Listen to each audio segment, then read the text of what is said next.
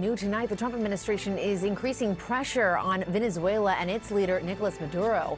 President Trump saying on social media airlines should consider the airspace over the country closed in its entirety.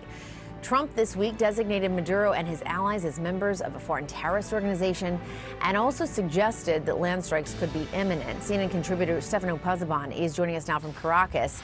Stefano, how is the Venezuelan government reacting to this post today from the U.S. president? Well, Jessica, we haven't heard directly from Nicolas Maduro, and that is quite telling me. Let me tell you that. Before we do a little bit of analysis, we do have, however, a statement from the Venezuelan government saying, in the words of their defense minister, Vladimir Padrino Lopez, that no external power has any faculty to interfere, block, or move any decision on the sovereignty of Venezuela. So total rejection from those words from Donald Trump, who early on Saturday had said that he had a message to airlines and pilots to consider the airspace over Venezuela closed, and that seemed to pave the way to some form of direct intervention here in Venezuela. As I was telling you, Jessica, it's telling that we haven't heard directly from Nicolas Maduro today on Saturday, nor we have seen him yesterday on Friday.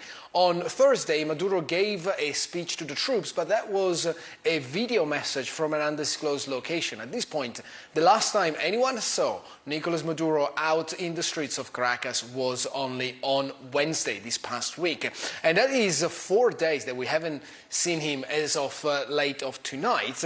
And that, of course, is leading the way of a lot of speculation of where exactly is Nicolas Maduro. Is he perhaps hunkering down, perhaps in one of the bunkers that we know the Venezuelan government has at their disposal in preparation for some form of eventual direct attack on Venezuelan soil? Or perhaps he is still trying to channel messages to Donald Trump and telling him to sit down and have a negotiations. I don't know if you saw it, but over the last week, several outlets have reported that indeed Trump and Maduro himself did speak earlier last week, Jessica. We haven't been able to bring that, to confirm that, but we will definitely bring that to you as soon as we hear it from either Caracas or up there in Washington. But right now, Venezuela is approaching this weekend with a bit of a mix between apprehension and expectation. Of course, there is a lot of apprehension because the risks of something going wrong and opening up to an open conflict are very, very tangible. Jessica.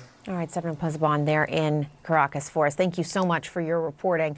We are also learning new details about a deadly U.S. strike on an alleged drug boat in the Caribbean. Sources telling CNN that the boat was initially disabled when it was first hit on September 2nd. But sources say when officials noticed they were survivors, they carried out a second strike, killing everyone on board. CNN's Betsy Klein has more on this. Betsy? Well, we are learning that the U.S. military carried out a second follow-up strike on a suspected drug vessel operating in the Caribbean on September 2nd after the first strike did not kill everyone on board. Sources familiar with the matter telling our colleague Natasha Bertrand that when the initial strike appeared to disable that boat and cause deaths, the military assessed that there were survivors. The second attack killed the remaining crew, 11 people died, and the ship sunk. Now, one of the sources says that Defense Secretary Pete Hegseth had ordered the military before this operation to ensure the strike killed everyone aboard the boat. It is not clear at this time if he knew there were survivors before that second strike. But President Trump announced the strike and the death toll on the day of the attacks, again, September 2nd. But the Trump administration has never publicly acknowledged killing survivors. This was the first strike on an alleged drug vessel in the Caribbean. There have since been about 20 known strikes in the Caribbean and one in the Eastern Pacific. We should note these details were first reported by The Intercept and The Washington Post. All of this comes as the president continues to weigh his options in Venezuela, suggesting yesterday that action on land could start very soon after weeks of threats. And there has been a major show of force in the region as the U.S. has amassed significant resources. That includes the world's largest aircraft carrier, the USS Gerald R. Ford, roughly 15,000 military personnel, more than a dozen warships, and 10 F-35 fighter jets. Trump has been briefed by his team on a really wide range of options, including airstrikes on military or government facilities and drug trafficking routes, or a more direct attempt to oust the country's president, Nicolas Maduro. Betsy Klein, CNN, Washington. Betsy, thank you so much. And we are joined now by former NATO Supreme Allied Commander Admiral James Stavridis. He also served more than 3 years as the head of U.S. Southern Command and is now vice chairman of the investment firm, the Carlyle Group. Good to see you on this Saturday. Thanks for being here. We have talked, you and I, before about these strikes, and you have made the point that intelligence could be gathered if these boats were intercepted instead of immediately blown up. What do you take away from the Secretary of Defense, Pete Hegseth's defense, that these are intended to be lethal strikes, that that's what they think is, in their mind, the biggest point of all of this? Even if these are intended to be lethal strikes, once you conduct that first strike and now your enemies are knocked out of action, think of a pilot parachuting down after an aircraft is shot down. Think of a soldier on the ground who's knocked unconscious by a concussion. Think in this case of a couple of alleged drug runners now floating around in the water. To go in and kill them at that point deliberately, if all that is factually correct, is very troubling in two ways. One, the laws of war are such that when an opponent is knocked out like that, it's incumbent upon you to capture them. And then secondly, the point you made a moment ago, Jessica, and the one you and I have talked about repeatedly, why not capture them and get the intelligence, interrogate them, and, oh, by the way, prosecute them for the crime of drug running. But you lose that intelligence. Final thought here, I saw a statement from the Senate Armed Services Committee, which is the senior committee in Congress that oversees the armed forces, joint bipartisan statement from the co-chairs, Senator Roger Wicker and Senator Jack Reed, both of them veterans. Jack Reed, an Army officer, former West Point graduate. The Senator Wicker is a former JAG officer in the United States Air Force. They intend to conduct vigorous oversight. I suspect they'll be looking at this one closely.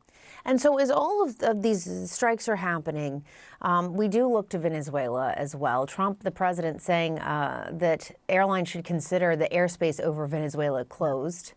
Last Saturday, major airlines canceled flights from Venezuela after an FAA warning. What do you think we should read into this?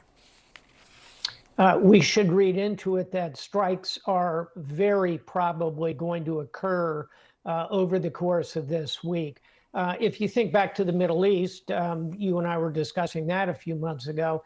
The airspace over Israel and parts of the Middle East was repeatedly closed, not only by the sovereign states there, but also from warnings from the U.S. and other entities. Same situation here. The fact that the president is, in my view, in this case, if he's going to launch airstrikes, I think it's a responsibility on the part of the U.S. to let commercial aircraft, Venezuelan aircraft, know that strikes are coming. So these could be Tomahawk missiles, these could be drones, these could be Marine helicopters bringing Marines ashore. All of that creates a lot of complications in the skies over Venezuela.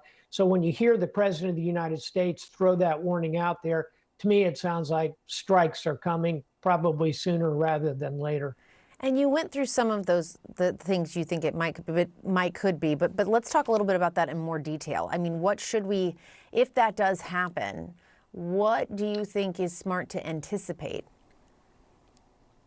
Let's start with a set of options that were probably presented to the president. They run from going after drug labs ashore, but using unmanned aircraft. Again, Tomahawk missiles, drones to go after them.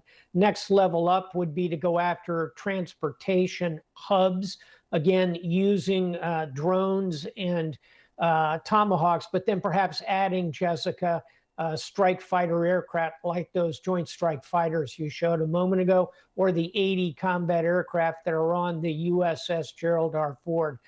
Next up would be going after leadership targets, Venezuelan military targets, their air defenses, their small Navy. They have about 30 ships or so. Their small Air Force, about 40 aircraft. You could take those out. And then at the very high end of the risk spectrum would be actually putting U.S. Marines ashore, presumably to go after these drug sites, go after the targets I mentioned, military ones, perhaps go after, track down, find, capture Maduro. Those are all options. They all have different levels of risk. I suspect the president is wrestling with all of those. Final thought here, land operations, boots on the ground, very dangerous, not a good idea in my view, because of the complications, the size of Venezuela, twice the size of California. If the president is intent upon escalation here, I think he'll probably end up with the kind of airstrikes I talked about a moment ago.